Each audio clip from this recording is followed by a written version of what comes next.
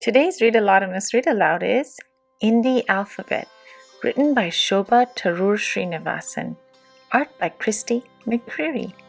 Join me as we read about all the different cities in India. Hop onto the alphabet bus and explore India with me. We'll visit cities near and far, and we'll travel from A to Z. This is a map of India, and if you look closely, you can see there is a red dot with a letter next to it. Each letter represents one of the cities we're going to read about. A. Amdavad. A takes us to Amdavad, a colorful western state. Here on the banks of Sabarmati, Gandhiji's ashram awaits.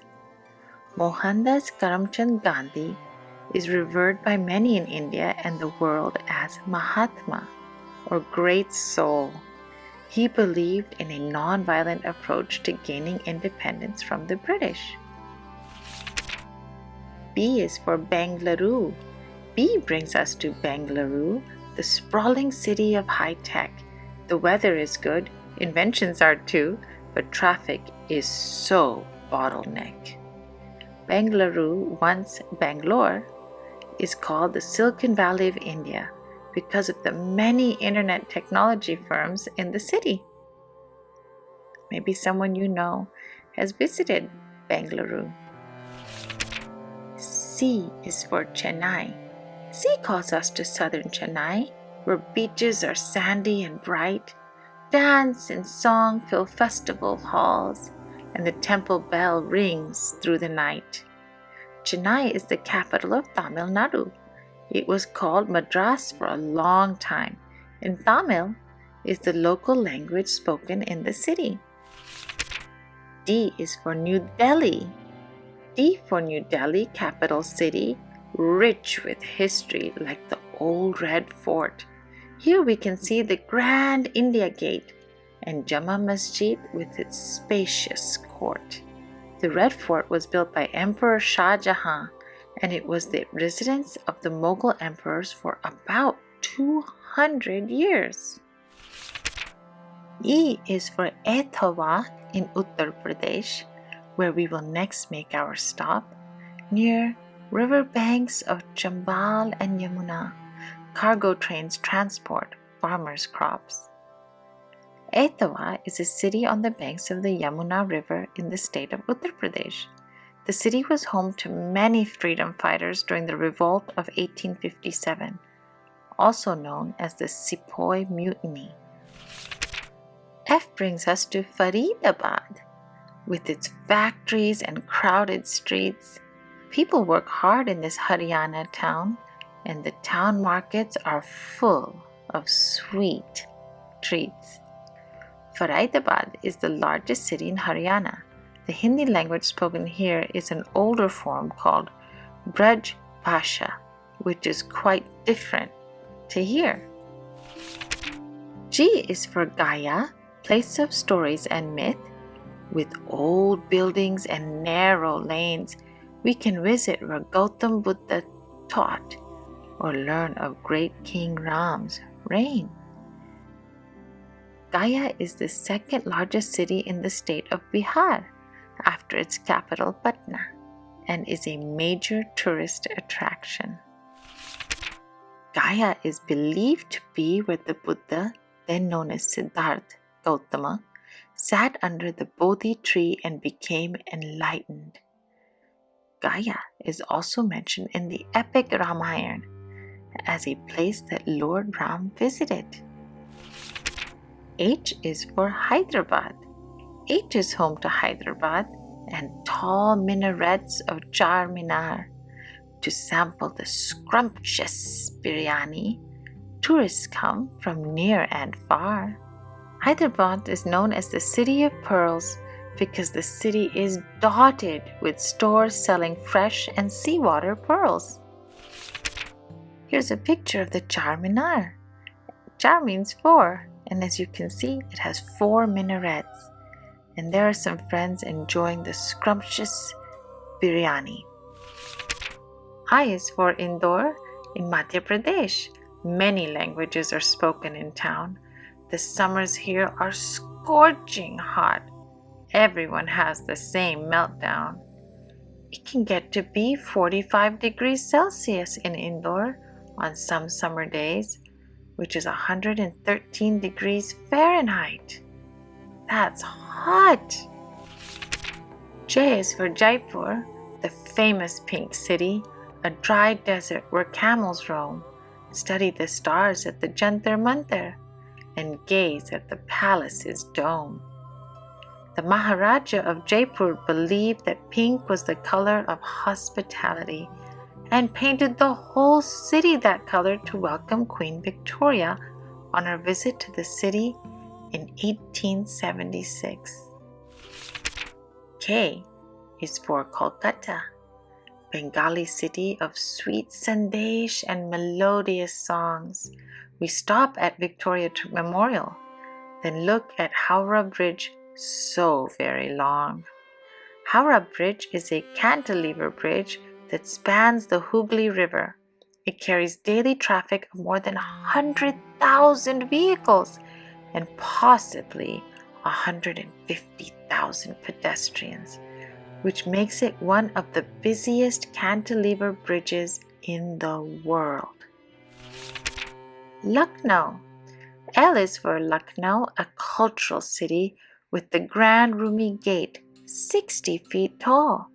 In this great place of poetry and music, the noble Nawabs once ruled over all. Many buildings and monuments in the city of Lucknow were influenced by Turkish architecture.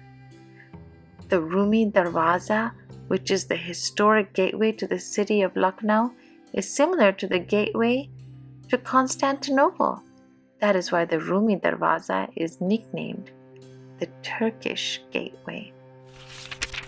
M is for Mumbai. So vast, so crowded, a metro that doesn't slow down. For Bollywood movies, fashion, and food, the city is of great renown. Bollywood, which makes Hindi films, is one of the largest centers of film production in the world. The term Bollywood was coined in the 1970s when India overtook America as the world's largest film producer. And it's called Bollywood because Mumbai used to be called Bombay, which starts with a B. Nagpur. N takes us to Nagpur, where orange trees abound, but wild orange tigers are not so easily found. Nagpur is known as the Orange City because of the abundance of these fruit trees in the city. It is also the tiger capital of India, as there are many wildlife reserves in the area. Do you think tigers like oranges? O is for Angola. O transports us to warm Angola, where the Andhra cattle come from. Their milk is sweet, their bulls are strong, and their hide is as taut as a drum. Angola is known for its Angola cattle, a breed of oxen. This is one of the major zebu cattle breeds in the world, and the cattle have humps on their backs. P is for Puri. P puts us in famed Puri, with the longest golden beach. The Konark temple beckons and historians come to teach. Puri is the site of the famous annual chariot festival, Rath Yatra. Each year, new wood chariots are constructed for the festival, but each time they are made in the same size and color as the year before. Q is for Kelandi. In Kerala state, the place with the swaying palm trees, the fishermen here are a jovial group as they take their boats to the sea. Kelandi is in the Kozhikode district of Kerala, nicknamed God's own country. Kerala is a popular tourist destination renowned for its lush backwaters, beautiful beaches, swaying palm trees, verdant hills, and dense forests. Kerala is also the most literate state in India. R is for Rajkot, a place of cyclones that blow and bluster every year. Gujarat's monsoon rain and storms will wash dusty pavements clear.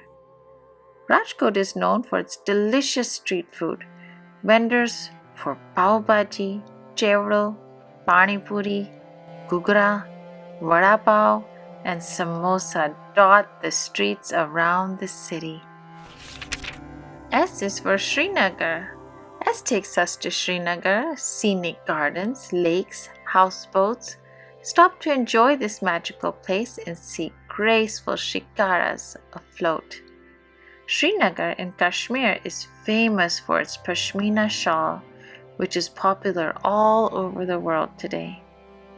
The picturesque city of Srinagar is famous for its gardens, waterfronts, and houseboats. It is also known for traditional Kashmiri handicrafts and dried fruits. T is for Tura. In Meghalaya, the eastern state of great mystique, our bus has come to the abode of clouds, the valley below, a high peak. The British could not pronounce Durama, which was the name for the native god in this place, so they named the town Tura. There are many waterfalls and streams in Tura. U is for Ujjain, city of temples, a sacred spot to visit. In this place where the Lord Krishna studied, tourists pour in every minute. Ujjain is among the Saptapuri or 7 sacred sites in India and is therefore a pilgrimage spot. These cities include Ayodhya, Mathura, Haridwar, Varanasi, Kanchipuram, Dwarka, and Ujjain.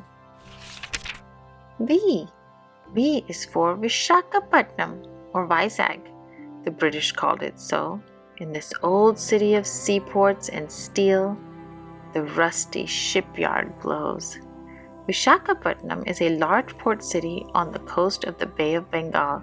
It is often called the jewel of the East Coast. W is for Warangal. W takes us to Warangal's fort and the city's massive stone gateways.